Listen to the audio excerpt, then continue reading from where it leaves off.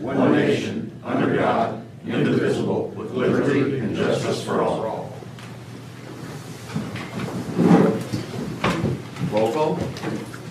Larry Fidler, Here. Greg J. Here. Brandon Tanka, Here. Bryce Howell, Here. Scott Stierwald, Here. All right, public hearing for stormwater grant application.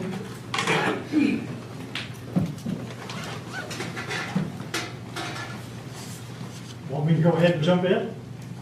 We got Eric Smith or Greg Biner, whichever one can speak first is fine. Let's let HWC go ahead. Hi, Greg. It's been a while, hasn't it? Has been. Okay, here is a copy for everybody about what I'm going to generally speak about. Tonight is a public hearing for a potential Okra grant that the town is trying to get to fund a large portion of a stormwater drainage project. In 2022, HWC worked with the town and was hired to update a previous stormwater preliminary engineer report and also look at new areas that needed drainage improvements and develop a potential project that the town could apply for funding for to improve drainage issues in the town. From that study, we developed a list of projects that is essentially a comprehensive list of areas across the town, of problem areas that would address the primary needs for stormwater drainage throughout the town. That those projects were areas combined, comprise the recommended project, which has a total cost of $1,040,000, $40,600. That includes construction, non-construction costs, as well as a 10% contingency. The grant that we'll be applying for that Mr. Beimer will speak more about is in the amount of $600,000. So I believe that the town will be using stormwater utility funds as the match for that. So the projects that are included, or the areas that would be addressed, Area 1 is Stardust Hills, and there's a map of these that is the last page of your handout. Area 1 is Stardust Hills. There's been some erosion of the dam embankment and it poses a threat to downstream residents due to potential failure, and it's a primary access for emergency response. This alternative would replace existing undersized road culverts and stabilize the lake outfall. And you can see that is there are two locations there that are shown as part of that area. Alternative 2, looking at the graphic, is directly below 1, is the Lazy River Road stormwater improvements. This would consist of cleaning out the roadside ditch from cool evening to the lake and installing 2 new culverts. The channel from Lazy River to the lake would be stabilized with riprap. Alternative 3, or Area 3, is Market Street. There's some ponding of water in front of fire truck exits at the fire department, causing some safety issues. This would consist of directing the ponding areas to the existing nearby storm system for collection. Alternative 4 is Stardust Way. Runoff from Stardust Way does not have a defined roadside ditch, causing the pavement in that area to deteriorate due to standing water. This project would consist of installing an open channel ditch to remove runoff from the road. With pavement repairs, where the stormwater has deteriorated the asphalt. Area 5 is Water Street. That would consist of increasing an existing ditch capacity and installing driveway and street culverts to better convey and remove runoff from that area. Alternative 6 is West Street. The culvert outfall at the south is undercutting the roadway and eroding the downstream embankment. This project would consist of increasing the ditch capacity by installing 2 culverts and armoring the outfall with riprap to prevent future erosion. Area 7 is Doe Creek, that's the farthest one to the south. There's a steep slope between Grant and Doe Creek, which is eroding and beginning to undercut the road. This would consist of replacing inlets and pipes that have exceeded their useful life and increasing the capacity of the ditch, and armor the eroding areas with riprap to prevent them from future deterioration. And lastly, Market Block stormwater improvements. There's chronic ponding in this area, in the lower area behind these buildings in the downtown area. The existing inlets are believed to be directly connected to the sanitary system, so fixing this area would definitely help any I&I issues or inflow and infiltration in that area. Storm runoff from the area also goes down the alley, causing problems with flooding the sidewalk access to the healthcare facility and the commercial businesses. So to solve all that, there would be construction of new storm inlets with new storms pipes to connect to the existing system behind the medical facility and redirect that stormwater flow from the impacted area. You see there are cost estimates for each of those individual areas. The total construction cost is $661,000. And then as we mentioned, with 10% contingency and non-construction, the total project is $1,040,600. You will note on the map, there is one project there on the far north end, County Road 925 East, based on funding and the potential to fund that with other sources. That one has been eliminated, but that is a project that the town also wants to pursue, but not as part of this overall project. With that, I'll turn it over to Greg. Yeah. Here you have my copy. Thank you. So, Eric, thank you very much. Public hearing, this is federal money that we're applying for through OPRA. Eric mentioned $600,000. We will submit in a 2-step process a proposal on April 30th. So we're early in the stage of this development. Then we'll have another public hearing after that, proposals turned in, and we will submit a full application June 28th. We will know if we have the funding approximately mid-August of this year. So, this is stuff that's a little out there, but it's not inconceivable that if the grant's awarded, that by this time next year, you would be more than ready. You would have bid the project and be ready to start construction. So, in a nutshell, that gives a good description of the project. The purpose of the public hearing is to allow the public or members of the council to ask questions or make any comments. So let me open it up now. Does anyone have any questions or comments about the project? I do. Yes. In 2 alternatives, starting with alternative 8 on the Market Block, Eric, are we talking about the vicinity behind the existing buildings? Yes. That kind of like in that L-shaped area? Yes. That then connect to, that parking lot connects into the alleyway, right? Yes. Okay. On alternative 3, I believe you made mention that this was in front of the fire department. Yes.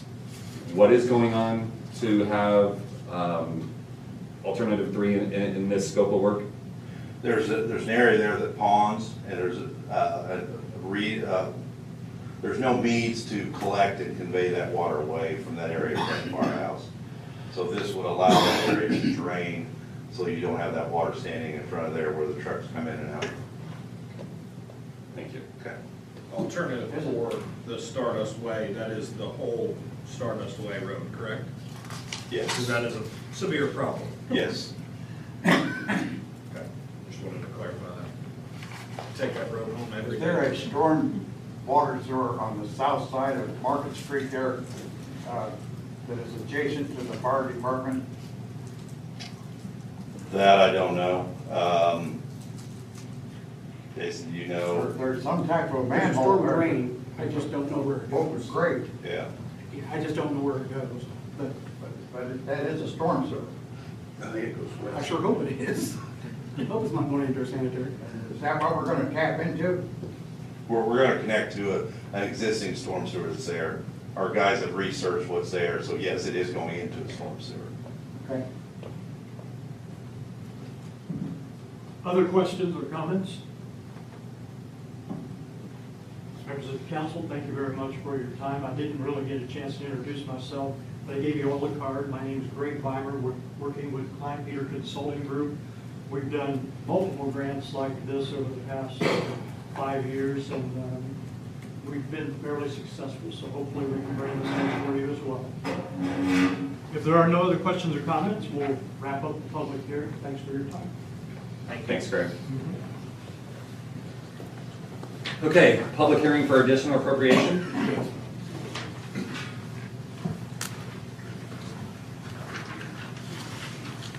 All right, this has been advertised in the newspaper. Council decided on a November 8th meeting to go proceed with the sewer project. And to do that, we were going to have to front some of the cost of the engineering, the design work, and things like that. And the best means to do that, we decided was through the food and beverage fund and to also spend the other money that we received.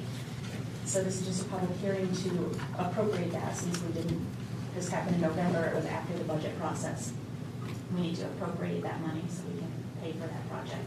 So this is the public hearing that has been advertised, if the public has any comments on that at this point. No questions? Thank you.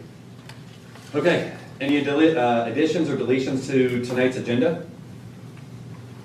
Brandon, could I add a couple things? And Kelly, you're gonna kill me because I told you I didn't do that. I didn't know we want to add that. Poet discharge, I would like to add. Ready. Where do you want to add this at, Jason? Okay, you just put it in the county if you want. Okay. And then, I told her not to put this on there, but let's throw town yard sale on there as well. Town yard sale? Yeah. I'll explain it. Quote discharge ready in town yard sale. Yes. Anything else?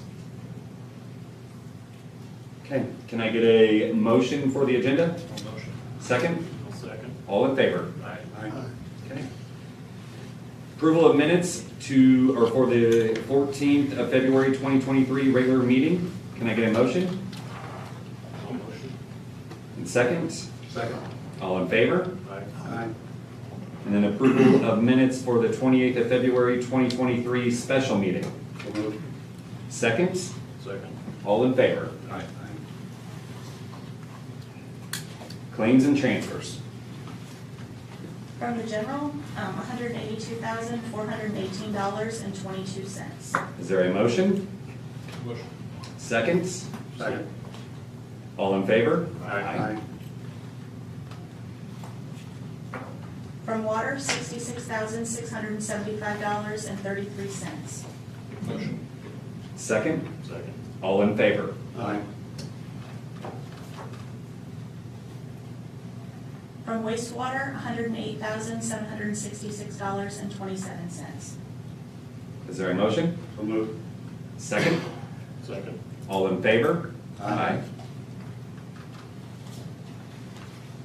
And payroll, $51,847.69. Is there a motion? Motion. Second? Second. Thank you. All in favor? Aye. Communication. Officer Hall?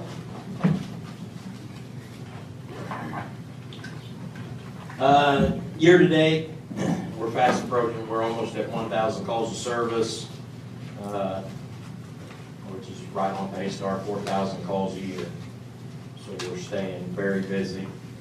We still have one at the academy, one out of the states.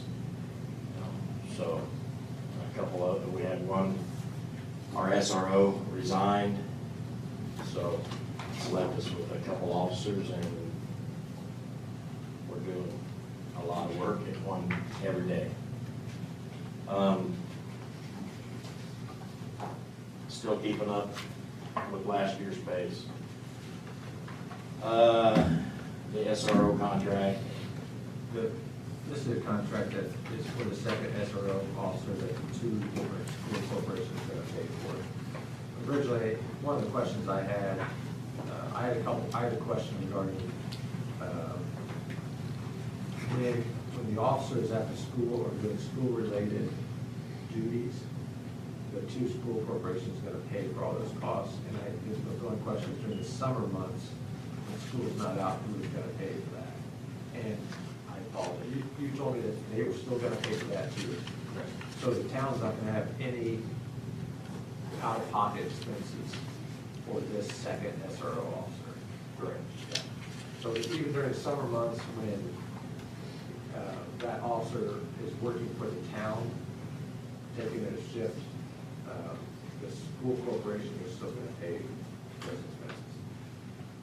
And then, I apologize, Kelly, you had a couple questions about the list of expenses. Did you get all your questions answered?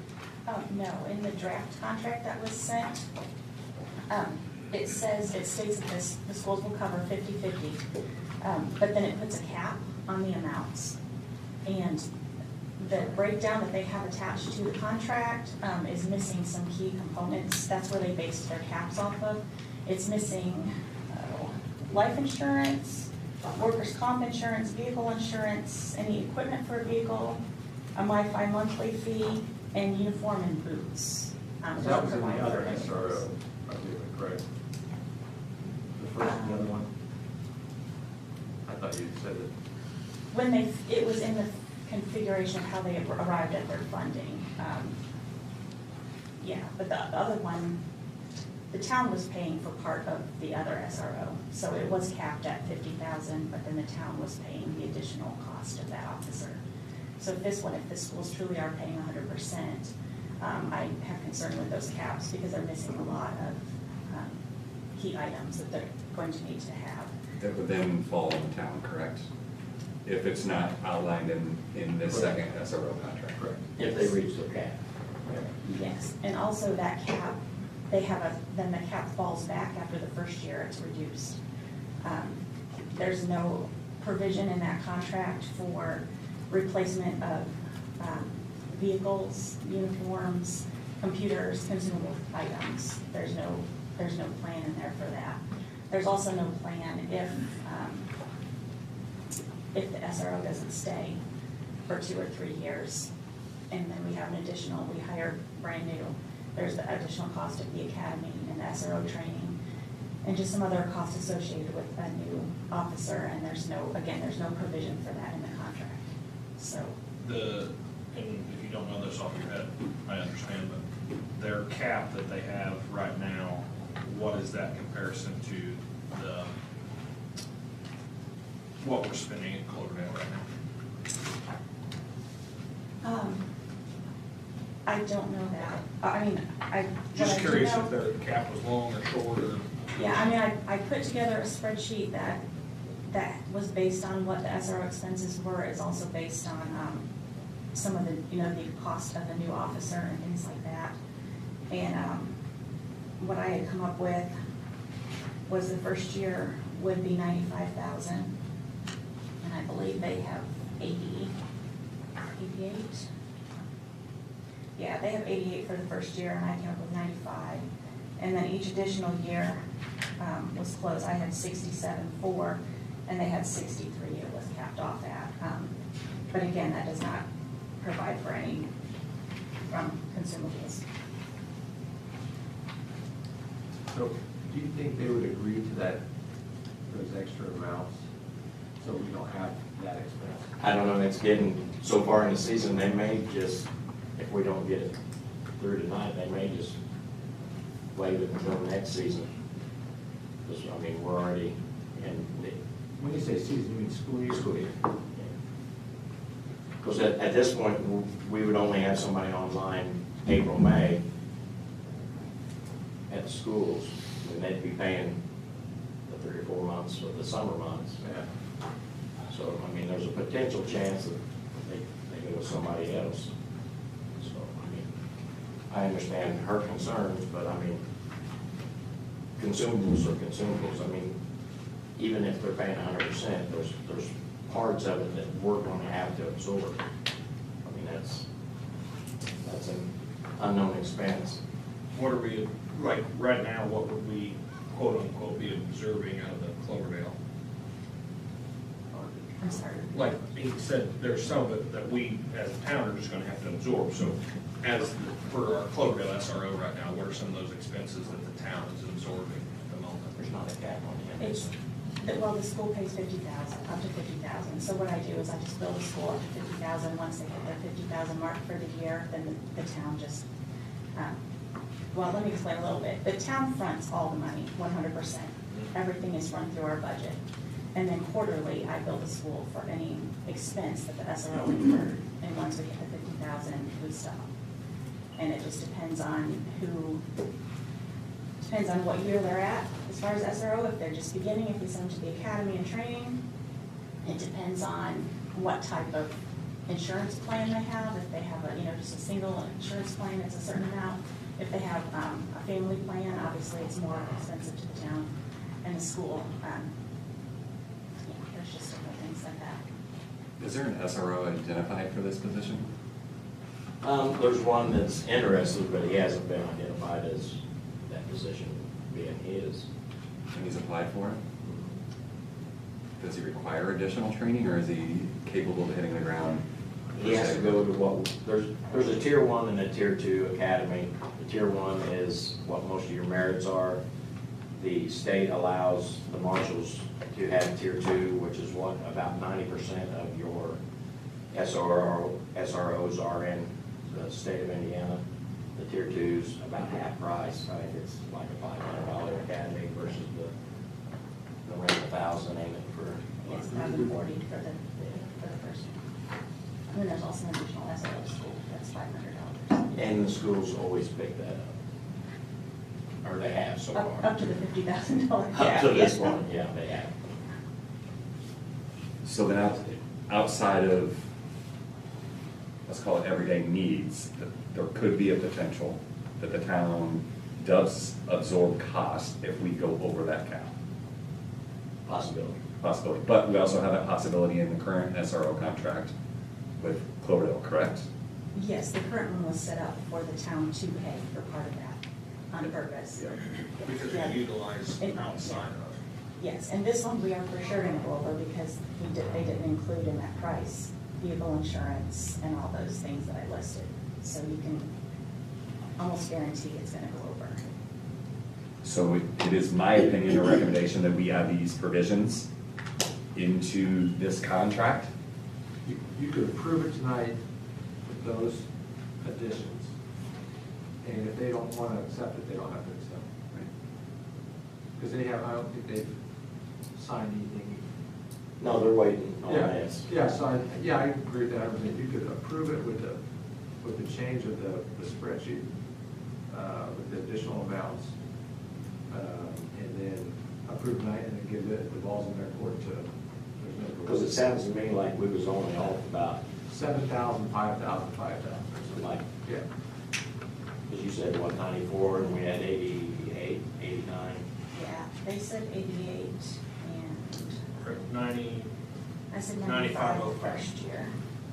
But you will be using this officer during the summer months. 100%, yeah. There'll be days when they have extra stuff to do at the school, obviously, but during the summer months, he's a road deputy for us. Yes, for the first year, they go to training, so we don't get any benefit from the first year because they're at the academy for the summer months. And the second, and a year after that, after the time they're in the school and then their PTO and holiday time, they're available about 11 weeks of the year for the town. So we get 11 weeks of benefit after the first year. The person that's applied, is he already a Cloverdale? He or she? He's a reserve. Oh, reserve, oh, okay. Who is it? Did you have a question? Yeah, just to help, just to go over what you said, to help you out. South Putnam has already approved that contract, and Cloverdale School Board hasn't even broached it publicly in a meeting. Thank you for that information. Yeah. I will make a motion to approve the contract with the additions that Kelly brought up. And leave leave it up to them for approval.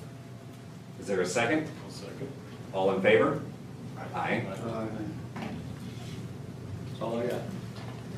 Thank you. Jason? Ready Match, I'll combine all this ready stuff together, if that's okay. What was on the agenda was Ready Match funding, which is what I emailed to you guys a couple weeks ago. We may want to revise that. I've got Eric Smith at HWC here to talk about a project and an opportunity where we may want to reconsider what we were originally wanting to do with the water line replacement north of 70 on 231. We do have an opportunity to go a little bit further now, and Eric can kind of talk about that a little bit. So we'll just talk about the ready portion that I added to the agenda along with this match fund. So I'll get Rick, if he wants to talk about it. Okay. As part of the preliminary engineer report that the town submitted to SRF last year, one of the major parts of that was a 10-inch water supply main that would go from the storage tank north across I-70, replacing a problematic main that's currently under I-70 and extending to a point to the county road there by the Poet facility. As Jason mentioned, there is some opportunity to obtain some ready funding. There's some unused funding for your area, and Corey Weitzel from our team has been working with the Putnam County leaders to try to determine a way that that money could be used to help Cloverdale with respect to this project. If you recall, there's a section there south of Poet that NDOT is requiring to be relocated because of the highway project. So most of that is being paid for by NDOT, except for about $90,000, which I believe was the town's match. There are ready dollars available that could basically extend that, and we were increasing that to a 10-inch because that was what we were putting across the highway. Essentially, there are ready dollars available that could connect to where the NDOT relocation stops, come down 231, cross I-70 where we were going to cross in the study, and then come down to County Road 900. And basically what we were going to do was extend that as far as we could with the money, the ready monies that were available, which are approximately $1.43 million. So in talking with Jason as well, instead of continuing this on County Road 900, you have a project that is being applied for community crossing funds, Beagle Club Road. Obviously, that's going to be new pavement, so if we could get a new water main, which that is part of this route back to the water tank, if we could get that included now ahead of the pavement project, then that piece would already be done. That wouldn't have to be torn up to build. So we've kind of skipped over to that piece and included that.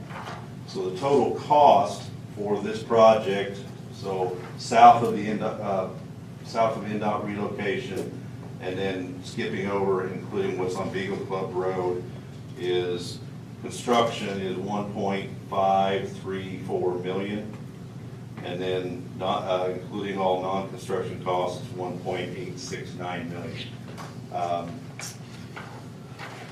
The sources for that project would be $1.4 million from Ready, and then the town's contribution would be essentially the $90,000 is already committed, plus $335,000 for non-construction costs, and then $102,000 as part of the water line construction.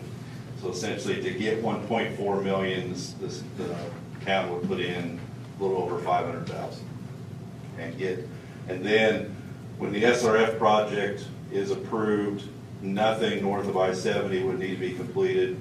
We would essentially complete the loop on County Road 900 and then run to the storage tank. So that would be the only pieces left of that water supply main loop that was recommended in the study.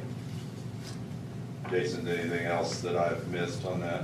The only thing I did want to change on that is that 90,000 is actually 100,000, and that is money that the county commissioners have designated to us. So it's really not 527. Yeah, You're looking at it's listed as local government, but that Correct. part's not the town. So it's really Correct. 427, and that's 100, and I'll talk to Cory about that. Yeah, so actually the town's portion is close to 430,000. Correct.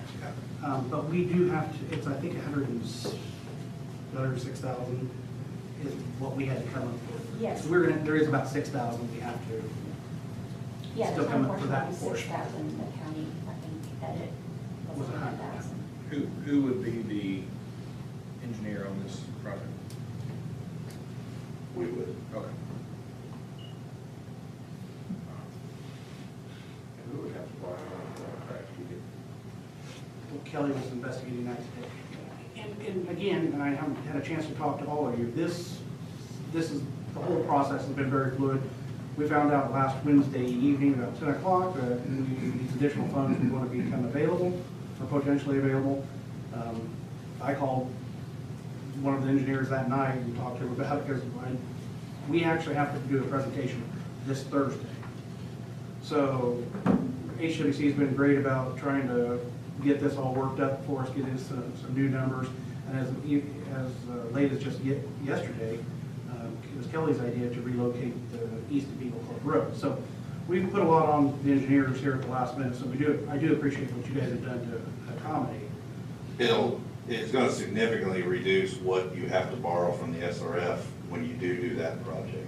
So it's certainly a good thing for the town. One question I do have for you, Eric, and I know we've briefly talked about this, or maybe it was Dustin or whom, somebody did. When we go in SRF, which originally was a $3.5 million project, it's going to be greatly reduced. I mean, could I assume that we just reduce $2 million off of that cost, or do you think what we have remaining with It's that? essentially dollar for dollar, so that's pretty close to what you're reducing it. So you either go in for a smaller project, or if there's something that was not in the PER that was submitted that you now want to include, we can always amend the PER and have that included. Okay. The other thing was, there is a potential that SRF would consider what we're doing with this project now as our local match, correct? Or am I? Well, for SRF, there is no local match. They don't require it.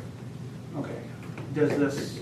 Okra requires a local match, SRF does not. Okay, correct. That's correct. So why? But it would help your scoring, because essentially it would show that by whatever means, you've built part of what was recommended in the PER as a need. So it would certainly help your scoring with SRF. But we will revise our application at some point. Yes. We confirm that this is. Because they are actually, they've sent comments that we are addressing on the PER now, because their fiscal year starts July 1st. I think it's better we just address those comments, and then once this goes through and is finally approved by Ready, then we amend the PER to take this portion of the water main out. But don't take it out or amend the PER until we know it's a done deal. So the 500 and some change, Kelly? We're looking at funding that. We already had 117 set aside for expanding that pipe at the top from 6 inch to 10 inch. So that got included in this. So we already had that set aside. I think we can do another 100,000 from water depreciation. And that's at the end of the year. That's going to bring our water depreciation balance down to 109,000. Potentially 100,000 we can get from TIF, because that's helping that whole area up there by the interstate, making it prime for redevelopment. So that was an option. And then the remaining about 135,000, I suggest we get from rainy day. I've been talking with State Board of Accounts. They're leaning toward that that's okay. I'm just waiting for the final confirmation of that. If we do that, that leaves our rainy day fund at 45,000 at the end of the year. We have potential to replenish some of that at the end of this year. So- the money that we saved our regular budget. Change orders and things like that, is that a 50/50 match, town responsible, who's responsible? The ready funds will be maxed out. We have, in this estimate, there is contingency. Okay. So there, in our estimate, verify that for you. The reason I bring that up, I just. There's 139,000 in contingency. Okay. No, never mind. If the estimates, the bids came in lower than the engineer's estimates, are we allowed to expand the project? That's a ready question that I'm gonna have to defer. I don't know if you're limited to the scope of project you're requesting, or if you can maximize the use of the money they're allocating, and just because you get lower bids, you can stretch it. That's something we need to ask, probably Corey. Could you throw some alternatives on it though? So that if you do get in that scenario, that you could do the alternatives? The alternative would essentially be going farther east on County Road 900. Yeah, okay. And we would have a per foot price. So essentially, if the bids did come under, we would know how much more pipe we could put in, if we got a per foot price. I think it would be wise for the town to move forward. That's a lot of money to use to our benefit. And on the backside, that's also a lot of money, but we are preparing that interstate section, right, for potential development. And it is my opinion that if we don't take full advantage of this, we're just gonna get further behind the eight ball. This does replace a line that is in desperate need of replacement as well. So it's something we're gonna have to do. This isn't just for future expansion, but Yeah. that line going up. When we met with Richard, the first thing he mentioned when we started the study was the line under 70. It's in bad shape. But in all reality, we're getting a huge sum of free money Yeah. to our advantage. Yeah. I'll make a motion to move forward. We need that, it's an intent, right? Until it's final, yeah, I think all you need to do is, you're committing to the funds if it proceeds. Council members, do you have any questions before we?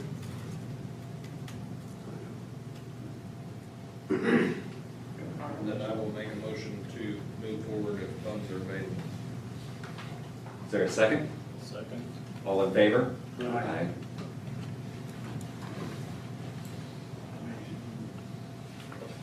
I think it'd be important, well, that passed, Yes. you know, the PER that you approved a year ago, It was last fall. last fall. You know, without that, this wouldn't have happened. But by having that, you were ready to do these type projects. So that little investment a year ago has already started moving, so to speak. So your forward thinking has paid off, and I can give you that. Well done. Since Eric's here, do you want to skip the wastewater relocation for a second and just let him talk about the Bennington Way? Do you want to sign the contracts? You've got the documents, Okay. those just need to be signed and sent to NDOT. Okay. Yeah. I was just trying to keep up the things that you have here. Get back up. Did you want to talk about that? Oh, yeah, I guess that's one of those things we added. Poet discharge, Eric, you fully aware what's going on with that, so have a. Yep, Poet reached out to us that there was a period more than 10 years ago where they had an agreement to discharge some of their waste to the town. They have requested to start that process again, but the waste stream is a little different. Basically what they, Jason and Richard were on the call, and Troy as well, what they'd like to discharge is they have a filter plant that they send their well water through, and it's basically a green sand filter. Those have to be backwashed on a daily basis. What they'd like to do is send that backwash waste through the town system. It's not the strength like you have from a sanitary waste. Talked with Troy, there's really no concern with it affecting the plant's operation. They're looking at about a maximum of 60,000 gallons per day, which, 99% of the days, that's not an issue at all either. We do need to revise the agreement because it is substantially different in both volume and waste strength. So this agreement has kind of been marked up and ready for editing. The financial advisor for the town has been notified to develop a rate or a new rate to charge them, since they're going to be sending a different kind of waste plus more waste than what they were submitting before. And then we've asked POET to provide more details on exactly what the waste stream is and how much it will discharge. They told us the total daily volume, but also flow rates, just so we have that in the contract, something we can hold them to as far as the rate and what will be sent. But nothing they've told us is concerning with respect to the town being able to treat it. So I would think it would be a positive thing to accept it once we get the agreement in place. They want to do some testing. So since we don't have this agreement in place, I think we would probably just let them go ahead and do the testing. If they can meter it, once we get the agreement in place, maybe we could recoup the cost for how much they discharge. I don't see why they wouldn't agree to that, but they just want to test their systems and the process. So I would hope by the next meeting, we'd have an agreement ready to be approved. Is there a way that if something happens, their projections are off and they're more than what we can handle or more what they're saying? There's a clause in the agreement that we can shut them off. Terminate it anytime? Yes. Yeah. You always want that in there. Yeah, I figured, I just want to make sure. And a timing of when they do it, and, if we have a big rain event, they can't do it, and there's some protections for the town. Yeah, they wanted to do it on a daily basis, but there was a clause in the old agreement that if there was a significant rain event, they could not discharge. We're gonna try to leave that in there just to see if they can work with us on that, because that would certainly be a good thing if they can only discharge, when we don't have significant rain events. Jason? The one thing I'd just like your blessing, they do want to test it as early as this week. Obviously, this all just came about real quick as well. I don't really want to hold them up from proceeding, so I would just like your blessing to allow them to do that. I can't imagine it's going to be a whole lot of water.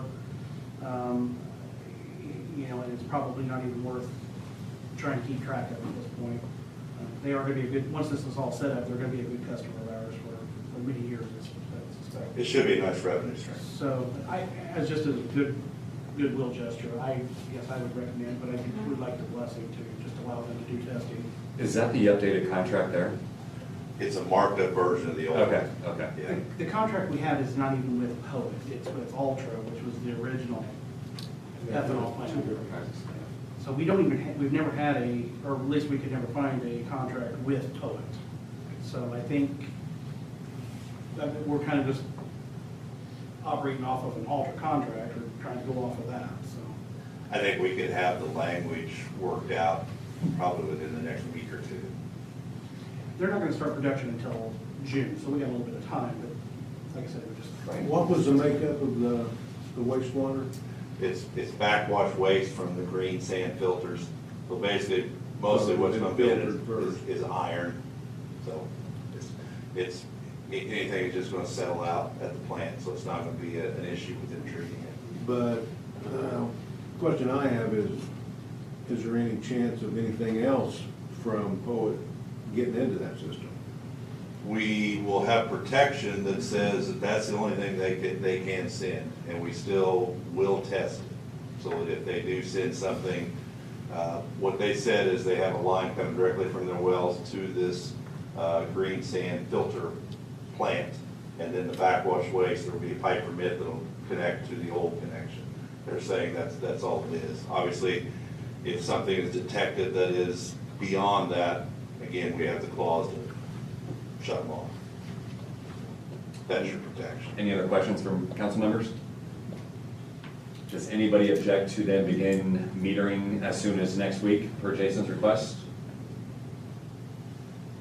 What's there to, I think we're just gonna start, they're gonna try. They're not gonna meter it yet, we're just gonna. we're gonna try it Try to be here, yeah. Trial test. as soon as next week, possibly. You got our blessing, Jason. Okay, thank you. I think we're done with you. Okay. Well, thank you. Thanks, Eric. Thank you. Well, unless you want to talk to BOT, do you want to talk to BOT? I can. Hey, it's on here somewhere. Yeah, it's on the backside. The one thing I'll say about BOT is I am going to a meeting on Thursday morning in Indianapolis about the BOT. Kind of hoping to really understand it because the concept is still foreign to me, but it's on the agenda, right? So if you want to update us on any of that or. We talked about this at a previous meeting. What I mentioned was there is a contracting procedure for construction projects in the state now that is becoming more popular. Typically, you do a design, you bid it, and you construct it. And you go through the bidding process and you take the low bid and you move on. There is a process now whereby you can select a contractor, and it's all through state law. There are state statutes that allow this. You can select a contractor based on qualifications. Basically, you advertise an RFQ, and qualified providers or contractors can respond to that RFQ, submit their qualifications, and then you can select that contractor to be your contractor for the project that you're advertising it for. The project that we have that we could consider for is the wastewater project that includes the town's portion plus the portion that would serve Lieber State Recreation Area. The project is being funded through the Indiana Finance Authority, the SRF program, which we've been talking about. They allow BOT. The first step, if you wanted to go down that road, is to advertise for requests for qualifications. Contractors would submit those. You're not committing to doing BOT at this point until you get those qualifications, you score them, you select one, and then you enter into a contract. Even after you select one, you know, if you can't come to an agreement, a BOT agreement with that contractor, you could still go down the design bid bill. But there are benefits, as we talked about before in some of the material. Once you select a contractor based on those qualifications, them working with the engineer offers collaboration between them, the engineer, and the town. You know, they can talk about constructability, it can expedite schedules because they can start ordering materials while we're still going through permitting. It offers some benefits. I guess at this point, we've talked about it and vetted it. I would encourage you to at least consider starting the process. Again, you're not obligating yourself to it. You can see what responses you get, and, you know, again, you could stop the process then, or you could, you know, determine you want to move forward with one of the contractors. If you're going to do it, the sooner you can do it, the better, because that collaboration, you know, before we're ready to bid the project, offers some benefit. Anything else that I've missed? No, I mean, the most obvious benefit is that you get the qualified contract. Right out of the gate. There is the timing of this is, too bad it wasn't last Thursday, but there's a little, as Jason mentioned, there's a seminar on Thursday morning in Indianapolis for a couple hours on this, which I think is, the timing is pretty awesome. I thought that was in April, that Jason reminded me it was this Thursday, because I was intending on suggesting we move forward tonight to start that process so we're ready. But would 30 days be fatal to this for us to gain just a little more information? Again, the sooner you can do it, the better. You know, if you wait 30 days, you know, can you still do it? Sure. Again, one of the benefits is getting the contractor on board sooner. I'm gonna tell you, you can't wait 30 days. Certainly can. I will say, I did have a meeting last week with a consultant that was here. He was a former town manager of another community here in Indiana, and he does believe in the BOT. He believes that's the better way to go. I really want to get through this meeting on Thursday before I have a meeting, but if we could still start the process and back up and go the other route, just the normal bid route, I'd be okay with proceeding with this. The analogy I came up with on this, Eric, is this. One way to build a house is for you and your spouse to come up with your plans, and then you get a contractor to build it. Another way is to sit down with the contractor and work through the plans, because they can say, well, yeah, you can do that, but have you thought about this? And you can save money here or there, and instead of waiting till the very end, you're creating those cost-saving measures at the very beginning. Is that a fair? That is a fair analogy. The other thing is they will offer you a guaranteed maximum price before the plans are 100% and ready to go out for bid. That eliminates a lot of risk for you as a town. I mean, they build some contingency into that, and if you don't use it, then you either get that money back at the end or you get a little more project built.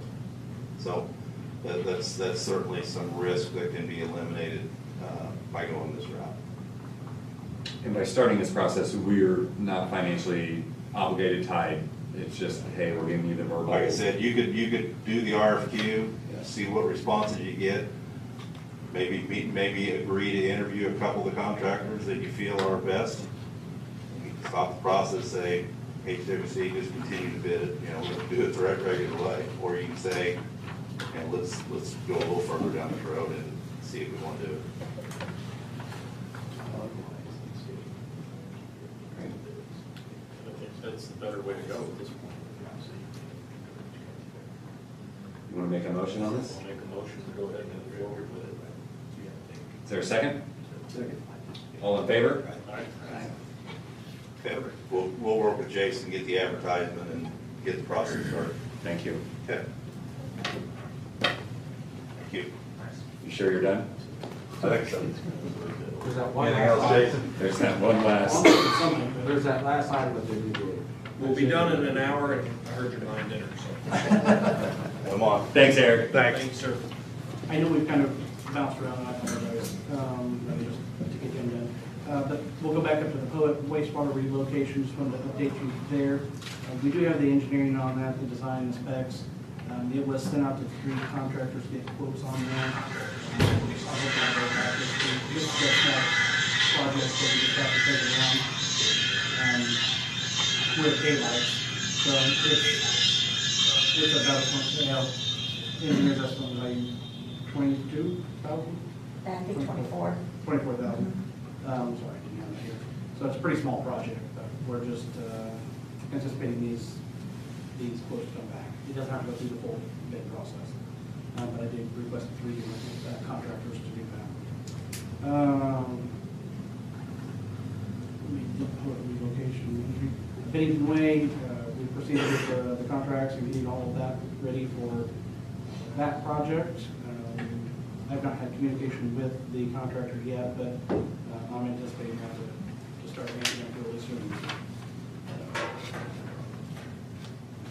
Big Level Community Crossings, that's more, we've not heard confirmation from that, but that's just to keep that on the agenda until we do know that application was submitted.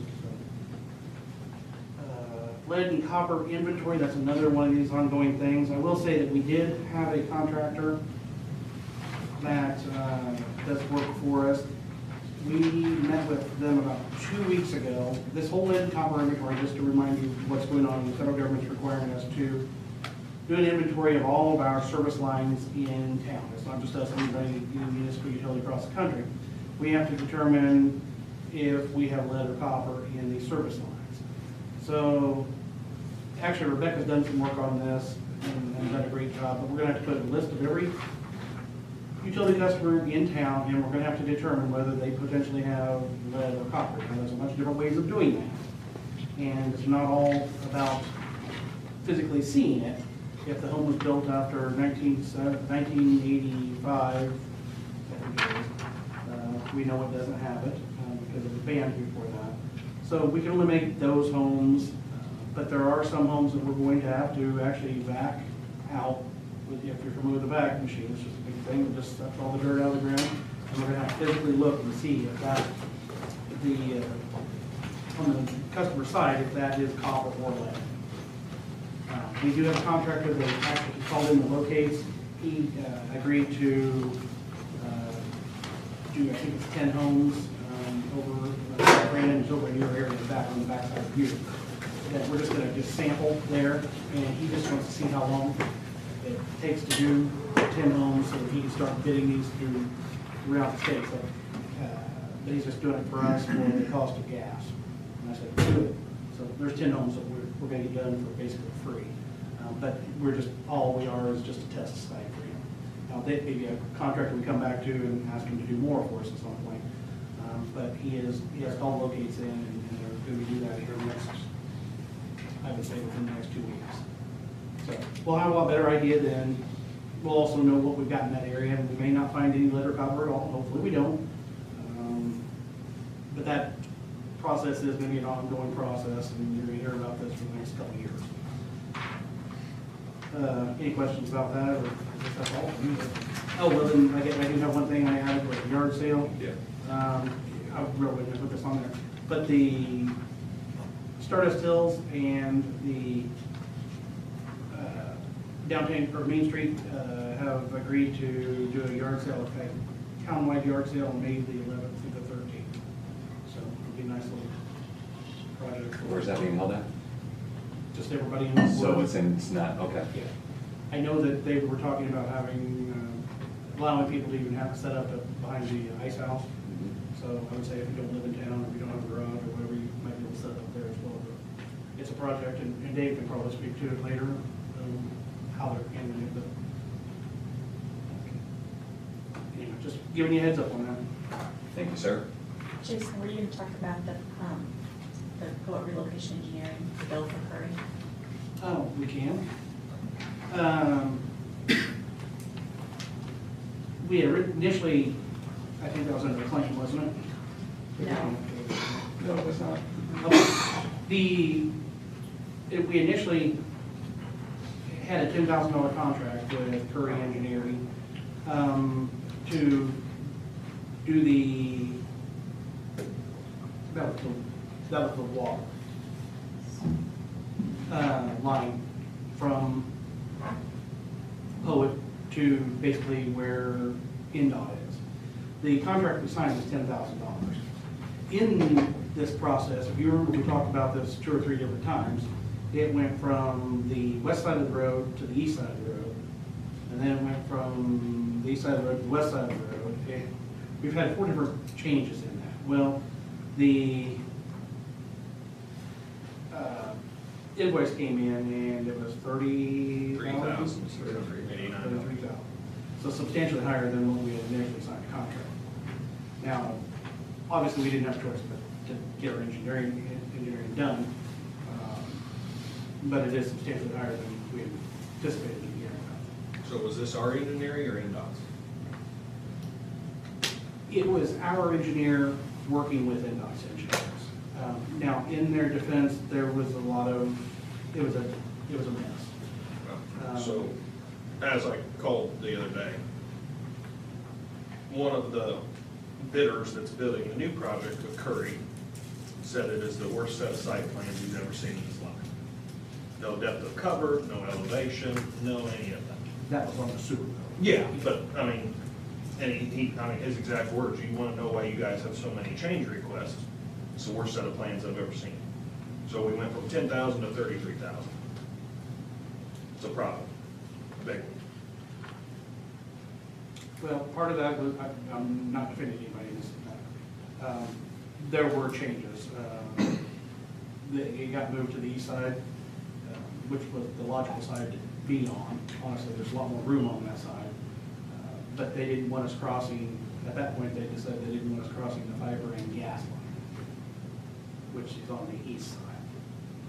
So after design was, we thought we were done, they come back and they say, well, no, you know, the problem is you've got a fiber engineer out there, a water engineer, wastewater engineer, and a gas engineer, and an electric engineer, all fighting for this space. I get it, I'm just. Yeah, well, I'm not defending you, Yeah, I'm just I mean, saying. we're using the same engineer, well, we aren't, NDOT's using this same engineer. This is our actual engineer that's doing that.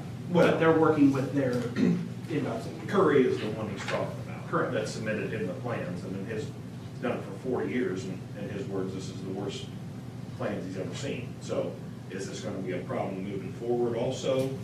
You know, 10,000, that's 23,000 on this project, but on the next project, it's a lot higher scale in dollars.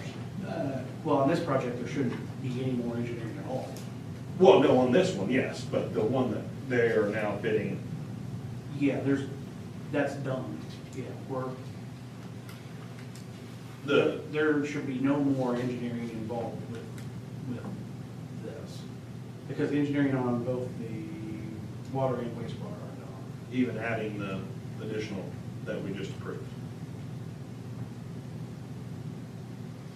That's like a different engineering firm. That's HWC. Okay, okay. Yeah. I thought you told me the other day Curry was the one that they're bidding right now. Curry is the one that submitted the bid. They're doing the quotes, but we're not going through the bid process where the engineer's gonna help us with the bid process. Gotcha, This is okay. such a small amount. Fair. The engineer's estimate on was 24,000. So we don't actually have to go through the bid process like where Eric helps us with the whole bid process. We don't have to do that. Okay. So we have the final design. I just submitted it to 3 contractors. Gotcha. So it's not like the bid process, and the engineer's not helping us. I understand that. So do we need a motion for the difference or for the total? For the total, but am I understanding correctly that we're gonna pay this up front and then NDOT is gonna reimburse us for that because this is part of the big project that NDOT is paying Correct. for? Correct. Yeah, no, I'm sorry, I should have said So we won't be out. Oh, so we're not gonna be out any. Correct. We're fronting Thanks for letting me it. go. No, and I should have, and I should have said that. Kelly and I have talked about that. That is part of what NDOT will be a reimbursement. What did the date, they gave us a date. Yeah, I don't remember. It was the exact sometime in date, the it was summer. Yeah. But no, your point's valid whether we get Yeah. reimbursed or not. Yes. So We're still paying for it, just different tax dollars. So then we need approval for the whole amount, not the difference, correct? I believe so. Yeah. Okay. Is there a motion? But it's really not costing us anything, so it would think, okay, we should have. For the amount of, $33,689.40. the motion was by Craig, is there a second? Second. All in favor? Apologize for wasting 10 minutes of everyone's time. Okay. Jason, anything else? no. Thank you. Going once. Okay, you have the various reports in your packet, the appropriation report. If we're doing equal spending, it should be at 83.34% in all those categories. You have the revenue report and also the water and sewer budget in there as well. The next thing I have is claims, and the first one is from UMAC, invoice number 4800 in the amount of $2,970. Is there a motion to approve that invoice from UMAC? So moved. Second? Second. All in favor? The other invoice on there is Andy Moore, the invoice, and this is the one that was discussed last month where you approved everything except for the $275. I did inquire about that and was told that was to prepare the vehicle for the new decals, but Andy Moore has written that off, so we don't know any more on that invoice. That's taken care of, Thank you for that update. and that's all I have. Thank you. Planning Commission? We have a couple planning commission members here, but I guess I can do that. And I'm so sorry, I did not send this in your packet, I don't believe. We had a planning commission meeting a couple weeks ago where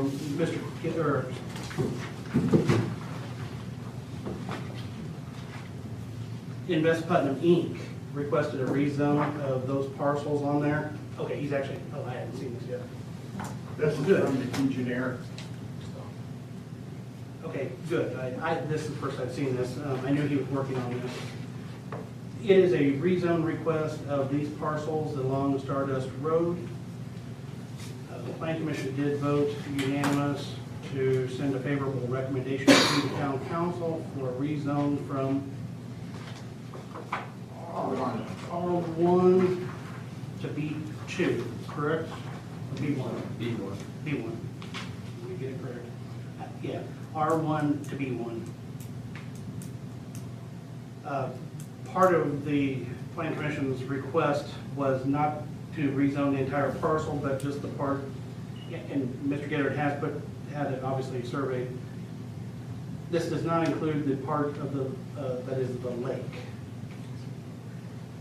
So this is basically Stardust Road by your office, right? Correct, correct.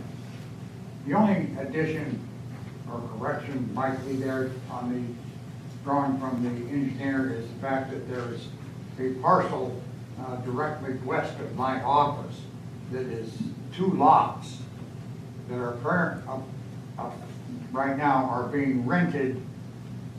The home that's there is being rented, and it has been rented for the last 20+ years. And we had no one object at the Plan Commission meeting to the rezoning of this, and I really thought that that parcel would be included as commercial, but it's up to the board as to whether or not you want to include that or not. You talking about the house just The west? house that's That he directly closes west of my grass all office. over the road? That he closes grass all over the road in the summer? Right. Yeah, okay, just making sure we're on the same page. Now, that person did not petition to have a rezone. So if you do want to rezone, it would need to go back to the Plan Commission, or that person would need to petition. But the other thing I will say is, we're in the process of doing a countywide rezone comprehensive plan. That can all be addressed once we get to that part of our plan as well. But this is immediate, what he's requesting right now, so. Anybody have any questions? I'll make a motion to approve. Is there a second? Second. All in favor? Aye.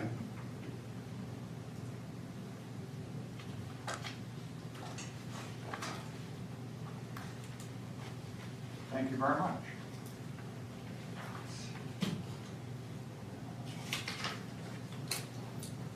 Kelly, correct me on this one. The planning commission, is this one currently occupied by Councilmember Howell?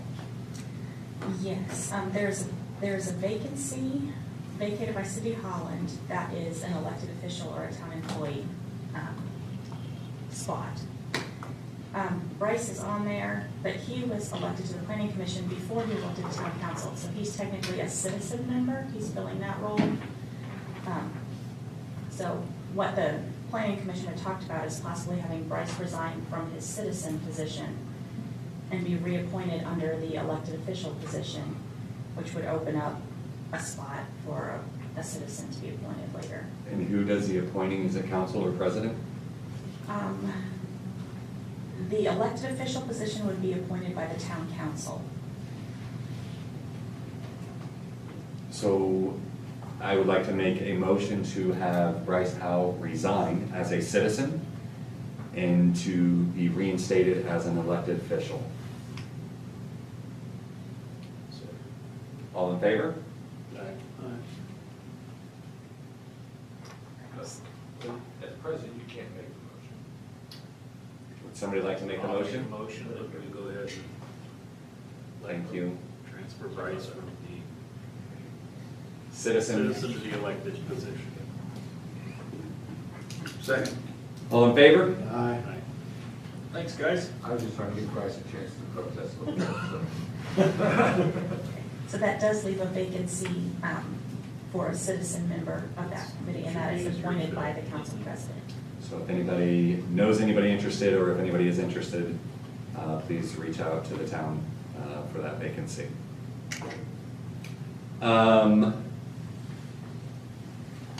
Justin Witt, can you stand, please? For those of you who don't know, Justin reached out to, I believe it was Kelly and or Jason or both, in regards to joining the park board, as we do have a vacancy on there. I know Jason spoke to Justin, I spoke to Justin over the weekend. He wants to get hands-on, see what he can do to help out, to bring more things to that park. Would you like to say anything, Justin? Only if there are questions. Okay. I would like for a council member to make a motion to appoint Justin Witt to the park board vacancy. I will make a motion. Is there a second? Second. All in favor? Aye. Thank you, sir. All right, redevelopment board, Mr. Bailey showed interest or voiced interest last meeting, towards the end of last meeting, and he and I spoke briefly after that. I would like to make the appointment of John Bailey to the redevelopment authority board. I'll make a motion. I don't think I needed that. Yeah, I think, You don't? yeah, that's the council president Oh, appointment, so perfect. Brandon just needs to point out what she did. Okay. Ordinances and resolutions.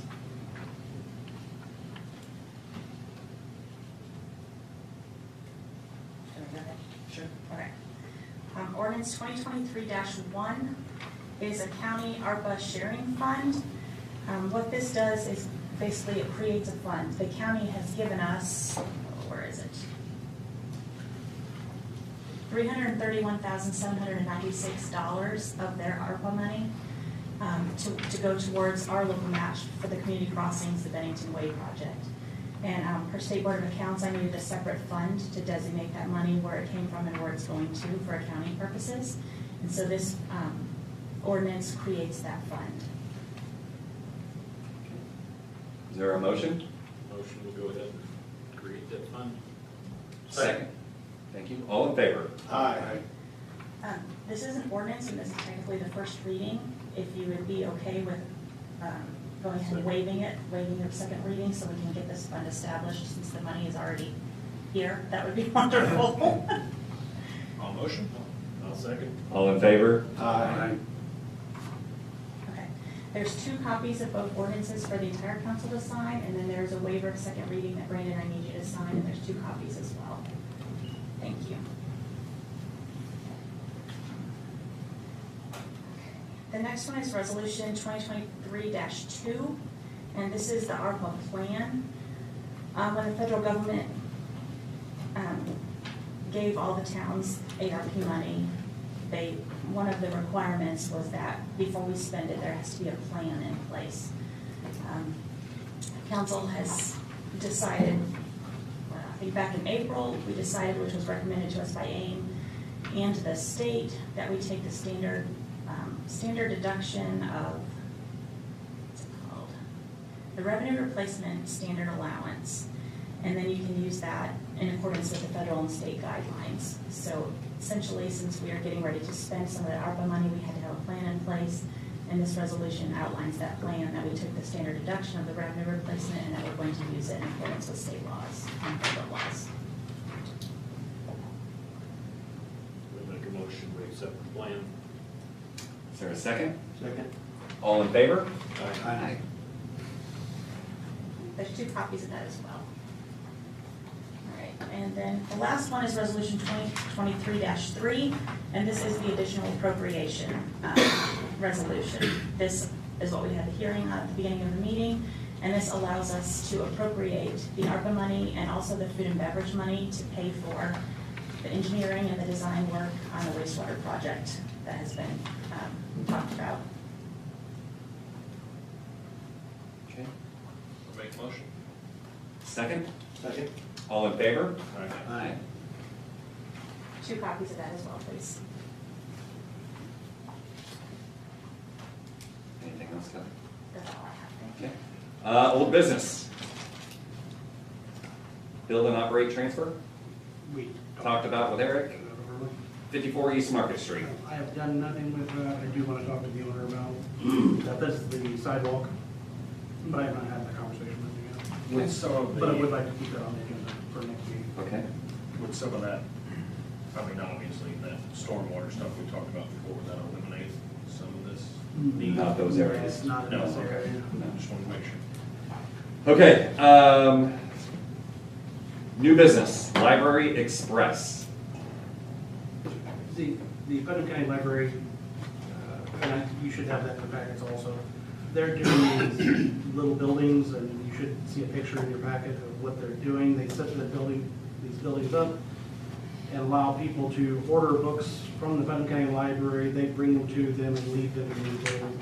They kind of look like little mini barns, not quite the same size. But they've asked if we could host one somewhere here in town. I have a place in mind that I would love to see us do. It's just not real ideal at the moment, but we have a little concrete pad right behind the town hall. We have lighting here, we have security here, but our problem with that location right now is we have a recycle bin that is there, so it's not real ideal location. So I don't know if there's a better location that you guys would like to see this, or if you even want to approve it on town. Do you want to revisit moving that dumpster? I want to revisit it, yeah, I absolutely want to revisit it, but I just don't know where to put it. Is there, you're talking about the one out here? Yeah, it's really amazing how much that is used. Oh, I don't want to limit it because it is very, I think it's popular, it gets used and it does a good thing. It's just, as few people as we have that work in this building, it's truly amazing how many parking issues we have in this town. Especially if there's a meeting going on, or if all the police are here for a meeting or something, We've only got two. well, when you had a full allotment. We've only got two, so we're not that. Right now. And I really would love to find a different situation for that. And I think that would free up a place, because there is concrete pad back there, if you're familiar with what I'm talking about. It would just be a nice little place. It's, we've got security, outside cameras, there's lighting here, there's paved parking. It'd just be a nice place to put it. But the first thing is you have to decide whether you would want it there, or if there's another option that you can think of. I think that's the most ideal, if we didn't have the recycle bin there. Is there any other town property that the recycle bin could go to that would be more convenient? Yeah, we actually, we did not get it approved, but we submitted through IDM a application to do a recycle, to move the recycle container to the property directly, or it would be on our town property, directly behind the water fill station up by the depot. If you know where the Yep. depot is, Yep. there's the water fill station.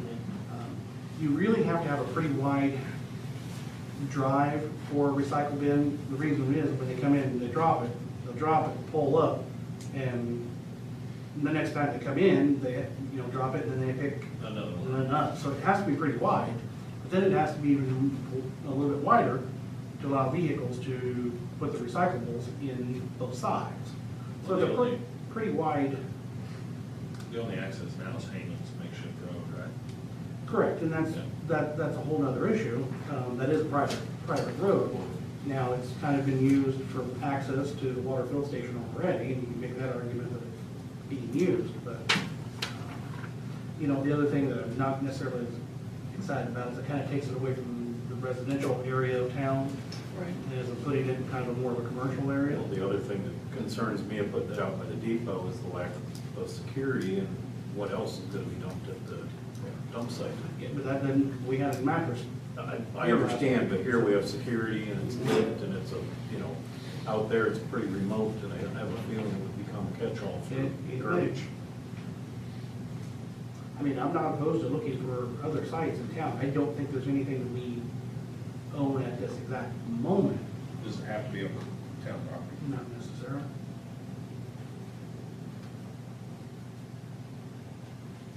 Do we want to revisit this then?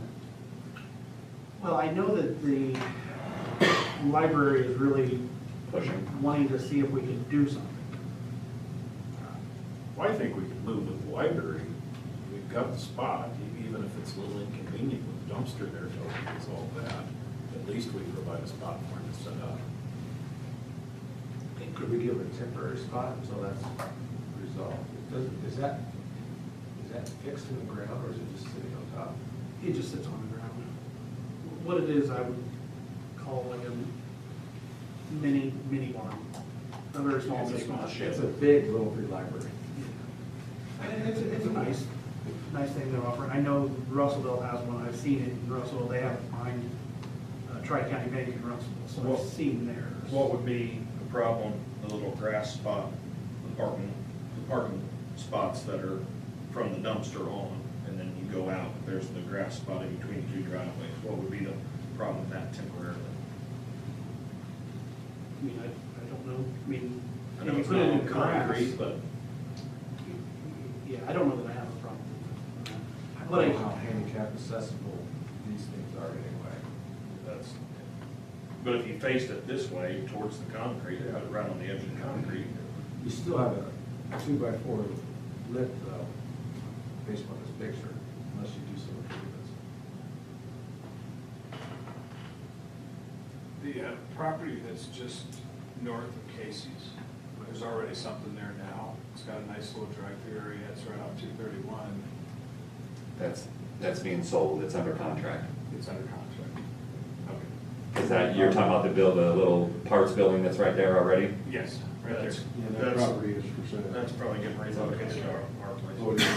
Okay, The AHW parts drop in. okay. I guess maybe if you approve that it goes on our property, I think we could find a place to put it somewhere. But I would really like to look at doing something we can decide. I will make the motion to approve to put it here, whether it's in that grassy lot or we take out a parking space temporarily until we find a better solution. And I would hope between the five of us, maybe if it's not on town property, we could find somewhere in this town that someone would be willing to work with us. But that would be my motion. Is there a second? Second. All in favor? Aye. Jason, I do have one follow-up question on that. Did you say you heard back from IDEM, or you have not heard back? In regards to the relocation of this? Isn't that who you said you reached out to? The recycle bin? Oh, no, we did not get it. That was back in December probably, November, December. We did not get funding. But there is additional funding, and that opportunity could be there again. But we did not get it this time around. And it wasn't really that good a project. All it was asking for money to pay for concrete. They like to start new programs rather than just continue on existing programs. But if we find a site, I'd go back in for that same grant again. Thank you. Okay, I'm gonna skip over B and go to C. I will come back to B. Council members, you have in your packets labeled part-time deputy marshal number 2 for your review. I wanted to bring it to the council's attention after reviewing accounts, some facts tonight. Adam, Officer Hall, I'd like to start with you with a few questions in regards to part-time, the position of part-time deputy marshal number 2. Is this the detective spot that we're talking about? Yes. Is that, because that's the only part I might know. When the chief of police is on vacation or on leave, who oversees the police department? I do. For the record, we employed this part-time deputy detective since October of 2022. Since that time, how many cases has this detective worked? Initially, I know she was involved in a case that I can't discuss. Okay. It was a cold case, and she's made significant advances on that. When I was asked this question, I reviewed our CAD system, which is like our Bible, it tells us where everything's at. And she had 8 cases that she assisted on in February. Okay.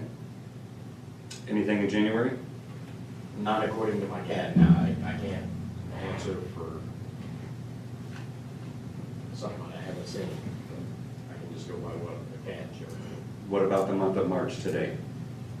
She's been involved in one that I'm aware of because it just happened today. I want to point out to the council, hours worked since October 12th, 2022 is 164 man hours. That's 20.5 days. That is not including a training class that has recently been completed. If council was not aware of that.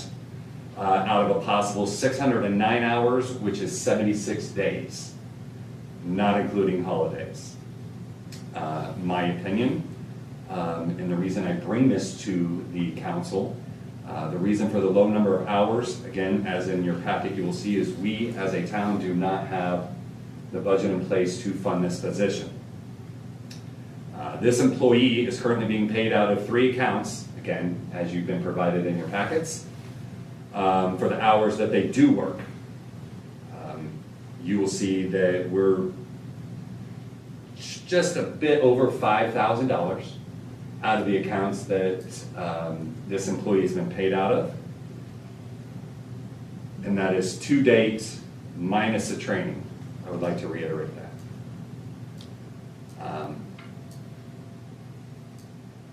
It is my belief that there is no budget currently to have this position for the town of Cloverdale.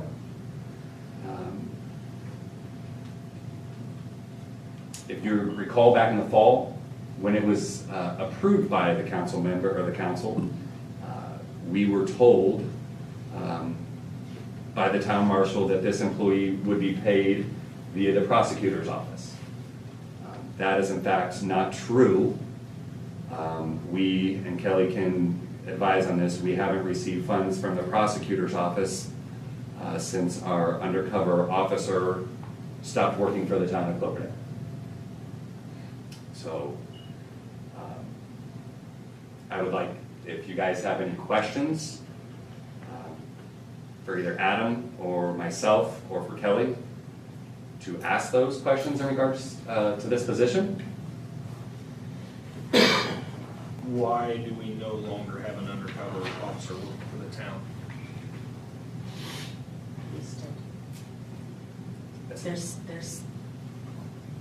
We still have someone employed by the town. Has that person worked any labor? No, not since last year. And that is the reason we got the funding. Originally from the prosecutor, yes. So basically, the fact that just he or she has not worked since last year is the reason the funding is no longer there? We have some funding left over, and that's what I was instructed to pay this new position out of. But that funding's almost gone, correct? There is, yes, there's about $2,000, a little less than $2,000 left in that.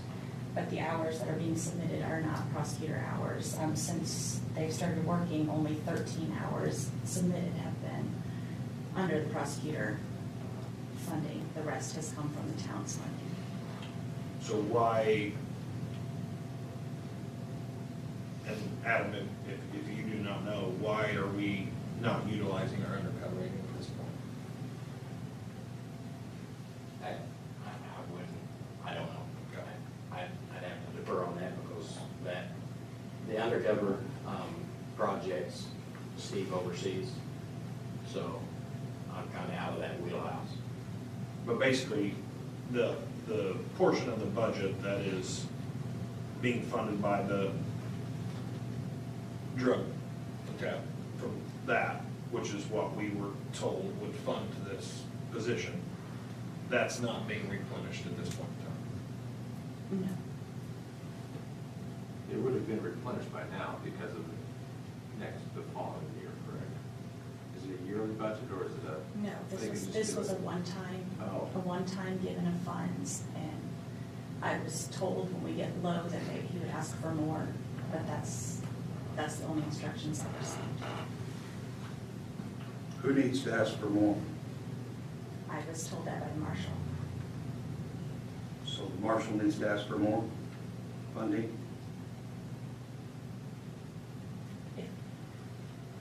I think the marshal needs to ask for more funding and see where we're at before we make any decisions here.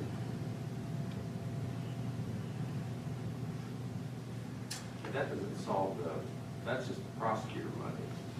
Correct. But that's what we were told she was gonna be paid out, Right. pretty much solely. But she's doing, sounds like, you said, She's not working, the prosecutor hours have only been 13 since she started last year. There's no, her hours she's turning in are not prosecutor hours. It's coming straight from the town. So the prosecutor has not paid any of this year. This year, no. She hasn't worked any prosecutor hours this year. So it's strictly coming out of our budget. Yes. Which, I'm correct, we were told that she was gonna be paid solely out of the prosecutor budget. The prosecutor budget was based solely on drug enforcement. It's a separate. Yes. If I'm understanding the same thing that Kelly is the money from the prosecutor's office is for her to do assist with the undercover and do the drug enforcement aspect of the job. The other money from the town was set aside for her to assist out here on detective type issues, evidence collecting, search warrants, stuff like that. Kelly, what kind of budget, because to my recollection, it was all supposedly from the prosecutor's office that was funding it. Did we set aside a budget from the town to employ her? Last year, they did the majority of the hours of the prosecutor hours, and they did set aside the what had been budgeted for comp time. I remember that. Okay. And so they did use that in this year as well, which is, I think, on the second page, where it says the public safety police, there was $1,000 set aside this year budgeted for comp time in case any of the officers had comp time that they turned in or it wasn't used in a allotted time frame we could pay out. And so they moved that to her salary. Now, since then, an officer did turn in some comp time, so a small amount of that money got used as well. And then part of the raise pool, $3,500 of the raise pool was also budgeted. Instead of giving the raises, it was budgeted, set aside for her salary. So there was that, and then I've almost exhausted the public safety money this year, so I've started dipping in. The last couple pays have come from the general fund, part-time salary, that $3,500. Kelly, since the undercover person left, whatever happened to him, that caused the prosecutor then to quit funding? I don't know that. At the meeting, Steve said that was going to be prosecutor funded, and after the meeting, I emailed him, because in the past, when I was told the prosecutor was giving money, the prosecutor instructed me on how to invoice to get that money. And so I inquired about that, and I was told just to use what we had not used, the previous money from the prosecutor. And so that's what I started doing for the 13 hours.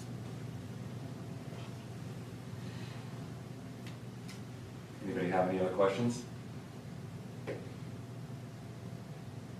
So basically, by losing the undercover officer, we lost her. I don't think we've lost the undercover officer. He's still attached to the department. he's just not being He used. just hasn't been utilized. There hasn't been any of the high-end drug cases. It's hard to talk about his actions in a public Is he forum. still on payroll? He's still Yes. eligible. Still coming out of our for payroll. budget? He is still listed as a town employee. But he has not worked for the town in how long? February of last year,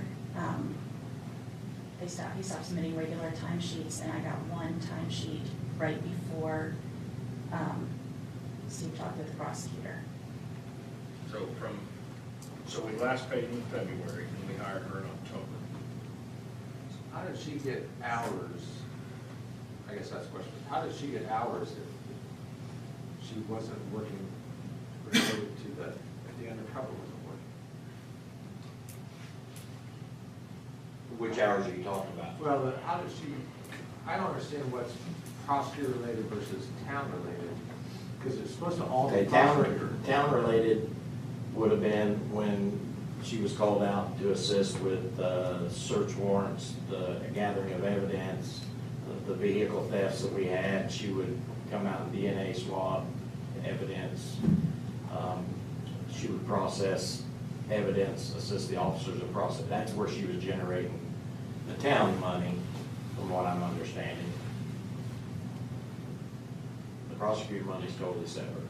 But there was no town money other than the comp time allocated for her, correct? Last year, this year, there is the 3,500 as well as the small amount of comp time. But you pretty much depleted that budget. There's about $3,000 left. And I need to point out, does that take into consideration the current 40-hour training that she just completed? No, I have not received a timesheet for that yet. So that's on top of what's left. Anybody have any other questions?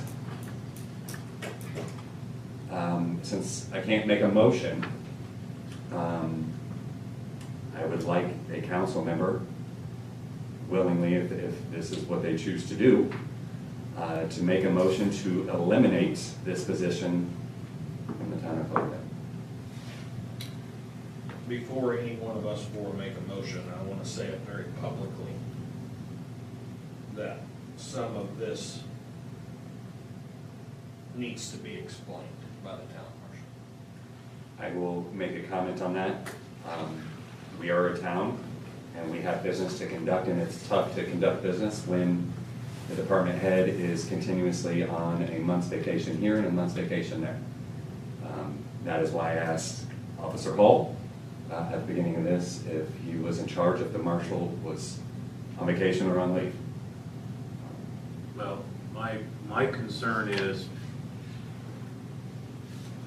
we have limited to none information as far as the budgeting, the agreements, those type of things, so we don't have a full picture. I motion that we table this until Mr. Hibbler gets back and we can get some answers.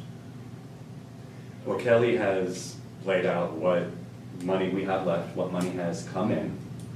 Well, I would make a motion, we put everything on hold until we can gather the documentation, if there's an agreement with the prosecutor, all that needs to be, I think, resolved. We have to have answers before we can make decisions. And I guess that was a lot of my comment.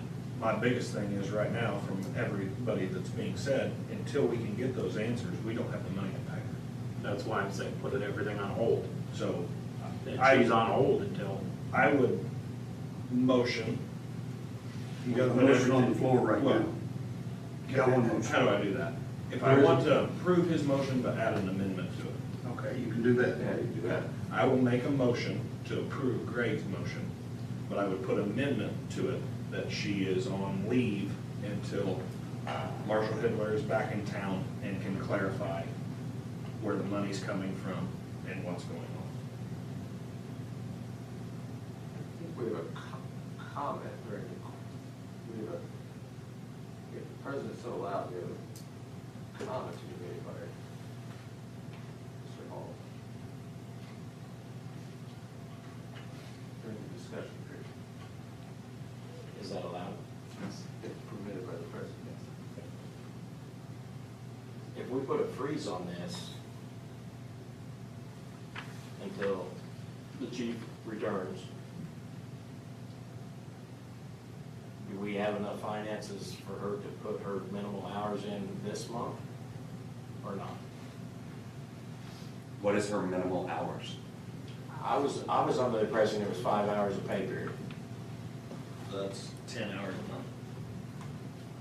For the financing, she was, with the amount of money we had, she could work 4 to 5 hours a week. A week. And that was, But she yeah, just that was completed a before 40 hour. training for 40 hours a week. So that that's was- gonna deplete her hours, if you will. I just know there's a pretty important, significant case that she just took on today, that I'd hate to tell her tomorrow That it's not. that somebody else has got to handle it. If we're tabling it, I'd like to see it go business as usual, as long as the funding is there, because I don't know what the funding is, because I'm not ever involved in the budgeting. But if it's there, to put in her minimal hours this month until, Is this prosecutor related or is it town related? this is town related. This would be coming out of our budget. Is there any money left in the police donation fund? And the monies that she's being paid out of is what you're asking, right? No. He's that we asking- can transfer. There is money in the police donation fund, but we are not allowed to transfer it. Right. It can't be used for salary. We have enough in there to cover the 40 hours of training she I think so. I don't know without, I don't know off the top of my head. I'm pretty sure that there's enough to cover 40 hours.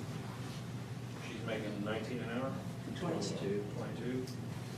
There's $3,000 left in there. 40 at 22. 880. There should be. taxes and. Well, there's just. Almost a month. So I would be in favor of business as usual. You still have a motion on the floor. Business is as usual until we get some answers from the marshal at the returns, so that we can complete the case that she's currently on and working. Is he totally out of pocket this whole month? Is what? Is he totally out of pocket this whole month? I mean, can he respond to emails and? It's like a 6-hour time delay. But is he, I mean, are you acting police chief? Currently, yes. Okay. The issue we've got is we don't have the answers to a lot of our questions that we need to have answers to. Well, because a lot of these questions that you have were done by the chief. Absolutely. And not always is the number 2 informed of That's why we need the to have avenues that we're we need taking to to have get there. the chief answer some of these questions and justify and explain before we can make So I am, fair decision. I am going to stick with my original amendment to your motion. These are questions that we were told were completely coming from the prosecutor's office. And until he comes back, I do not see the town should be liable for her salary, and that's my point of view on it. But she's currently working For the town, not the prosecutor. She's working a case that Can, could be jeopardized. can I intervene and say that this case was just brought to her today? and it's a fresh case that she's working. And it would make no difference if she spent 4 hours on it today or 8 hours on it today. It wouldn't be hard to transition to another officer to You would have spearhead that ask- case. You would have to ask the She officers. is very good at doing what she does. I'm not, listen, I'm not saying that she isn't. I'm looking out for the town's best interest, knowing that we do not have funds for this position. We were told what the funds were coming from and that we were misled. Again, that is an agreement that the marshal had with the prosecutor, and that needs to be resolved. And if that money, the funding is there and available, we just need to get access to it. If it's not, then we can obviously terminate the contract at that point. But as of right now, that money may be available, but because the marshal is out of pocket, he can't go knock on a door and request it. Agreed. The problem though is, it sounds like this is a town case, it's not the prosecutor's case. So when the It has nothing to do But there may be some monies to recoup from past cases. If there was, do you not think the town marshal would have brought that to Kelly's attention, that money would be coming in from the prosecutor's office? Well, our town marshal's been out of pocket for the last couple of months. And we have business to handle. Kelly, her hours worked, refresh me, how many hours are town versus prosecutor's office? Since she started, 13 and a half hours are for the prosecutor and about 150, around 150 for the town.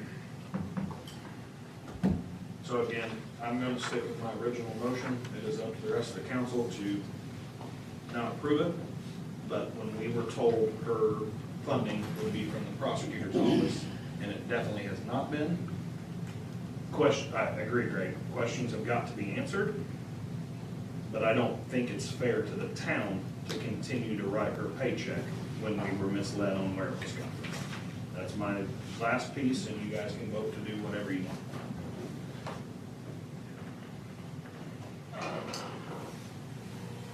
Do we have the staff, Adam, to take over the position to?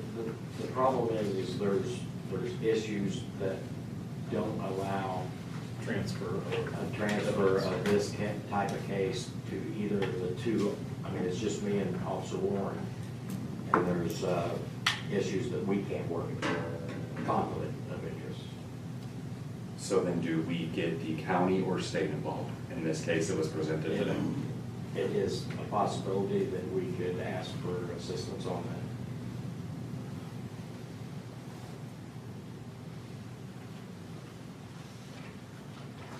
Anybody else? I mean, if you dissolve that position, we're going to have to ask us, due to the conflict of interest with the only two deputies here, it would jeopardize the case. I want to clarify, my new motion is not to dissolve the position. It's until we can get clarification on where the money's coming from, it's on hold. That's my amendment to Greg's motion. Anybody else?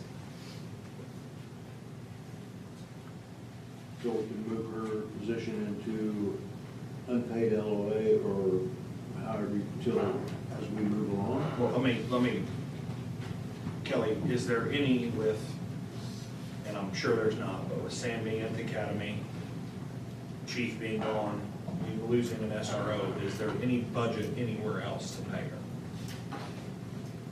Well, we're still paying Sam at the academy. I We're still get paying that, Steve. but all that, is there any budget for a limited time as a temporary that we could pay her?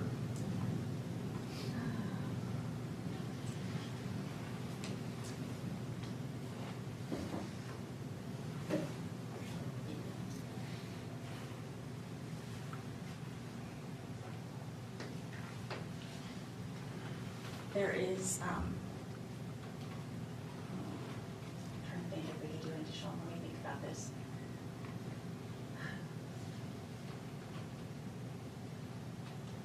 I mean, there is what I would call slush or back money that was reserved that hasn't been used through the years, money that's been reserved. Some of it has been set aside by Steve for a specific purpose, but there is some, what I would call cushion in public safety, and also in the general tax, or general fund. That would require another additional appropriation, which would be an advertisement in the newspaper and another month's process. So it doesn't, until Chief gets back, that doesn't help us at all, truly.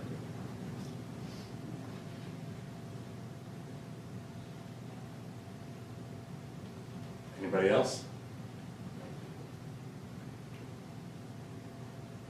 So then will there be a second on Greg's motion with Bryce's amendment that? He made a second with an amendment. Say that again. He made a second with an amendment. I seconded it with the amendment that until Chief got back and we got I clarification. just wanted to make sure everyone's on the same page on what's going on with this position. Is there a motion with Greg's, or I'm sorry, is there a motion on what Greg said with Bryce's amendment in regards to this position? You have a motion and then a second amendment, so you can call the vote. So it's just an aye or a nay? All in favor? Aye. No. No. The ayes have it. Okay, moving on to, Can I get clarification on it so I know how to handle business tomorrow? Because we spoke about a lot of things there. you want to answer this? Well, so the motion was to table it, and we had to table it, and your amendment was to, Until we had clarification. Yeah. To not have her be employed by the town until we had she is clarification. on leave until this matter is resolved on the table review. And we had 3 ayes and 2 noes? Yeah. Okay. I need to point out that that employee currently has property of the town of Cloverdale, including a car, I believe, Yes. that we will need to control or get access back to. The property and the car, or just the car? What's the property? Standard equipment. I would say just the car. Just the car at this Yeah. time? Yeah. Weapon. Is the weapon personally owned or is it town owned? She's not being terminated, she's on No. leave, so just the vehicle, I would think. 'cause there's Just the no- car at this time. So it needs to be returned to the station.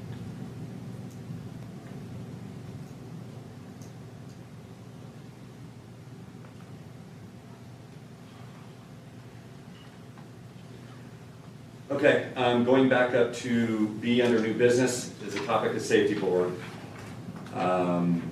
After reviewing the updated handbook and the current SOP of the police department, I believe it is in the best interest of the town as well as the police department to create a safety board. The safety board would be responsible for the suspension, demotion, or dismissal of any full-time member of the police department. The board would be comprised of 5 members, 3 town council members and 2 citizens that would meet on a regular monthly basis and or as needed. If the town council chooses not to create a safety board, which again is currently in the SOPs, I would like to have the council consider changing the verbiage in the SOPs. If the safety board is not created and these, this would be permitted and also follow under Indiana codes that are listed in the current SOPs. Basically, the town board would act as the safety board. If the town council does not want to move forward by creating a safety board. Yes, sir. When you say safety board, is that the same thing as all the other police departments have as a merit board? Correct. It's just a merit board. I'm and safety using, board. I'm using safety board because that verbiage is in the current SOPs. Correct. There probably should have been one set up anyway, just for criminal practice to review and. So would this safety board just go over the police department or other, I guess, safety matters of the town? It is strictly for the police department. What kind of safety matters were you looking into that for the town? Same thing we talked about last meeting with the flagging and stuff of a project, or closing a road, or This would just, be- just curious. This would be police Strictly department. Yeah, okay. Police department matters. Like the new wave of policing management. Whoever police department I worked for and had a merit board. For the record, there is currently none. And again, the current SOP states that everything is ran by a safety board for full-time police officers. So do we need a motion to? I would like to create ask the this council position? for a motion to create a safety board so that we can start moving in the right direction I on that. would make a motion that we create a safety board to move in that direction. I will second, but change the verbiage from safety board to merit board as it's referred to in Well, most all the SOPs. SOPs are under safety board. They so, are? Okay. Yes.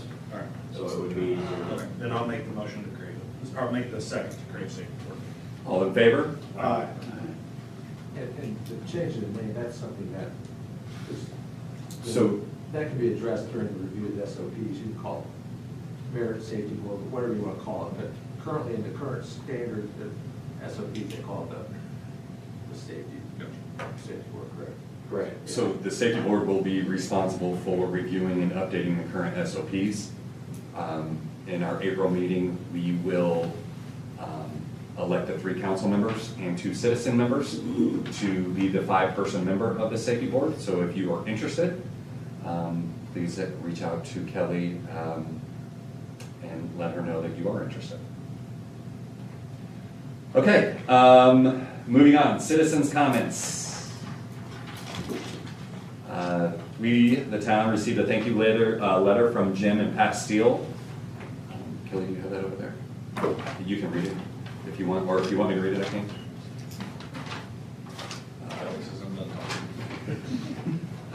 To the members of the Cloverdale Town Council, we wish to thank you for contracting the removal of a large pine tree located in the alleyway adjacent to our home. This tree had become a hazard due to high winds. We had been experiencing, unknown to us, there was a dead area at the center of the tree which was only discovered after its removal. Mr. Fiddler, Mr. Wesley did a very professional job of removing this tree in a timely manner given the weather circumstances we have experienced in the last couple of months. They managed to take down the tree safely from around electrical wires running through it, as well as proximity to the house, and we truly appreciate their efforts. Please pass along our thanks to Mr. Fiddler and his company, and know that we are grateful to the council for having the tree removed. Sincerely, Jim and Pat Steele.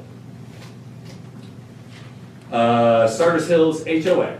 I was just gonna bring up about the yard sale we were having, that Kathy Morgan reached out to us, and she wanted the town to do it as a whole, so she mirrored her dates with the week that we were doing it. Jason mentioned about the ice property, utilizing that ice house.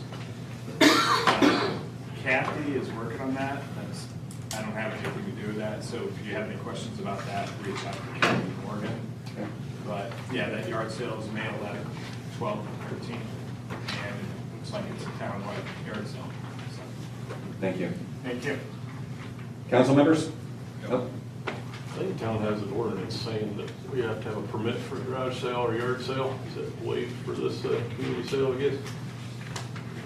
That was asked today, and I guess I took the initiative myself that it's not logical to offer a permit, but if you want to require a permit for this, we can.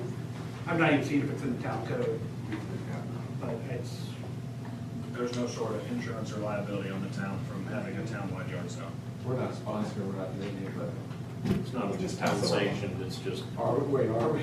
No. Okay. No, I'd like to actually look at the code, and it was brought to my attention today. I've not looked at, seen it in the code, but it's cited at the top of the permit. And that's insanity. What's the, that just, you have to pay for it? No, there's no fee for it. So we just have a motion to waive any permit requirements for the Garage sales. for the town-wide, sponsored by the Stardust Hills. At some point, I'd like to revisit this and look at it in code and. Yeah. Okay, but for this, no. Well, I mean, you can if you want, yes, you can now too, but at some point, I'd like to revisit that. I mean, I think we all agree that government gets into our business a little bit more than they should. You were asking that we needed a motion to waive. It's a waive. Just to waive any type, any possible permit requirement by the town code. I will make the motion. Second? Thank you. All in favor? Aye. Okay, council members? I mean, there's some anti-garage sale people. This meeting is adjourned.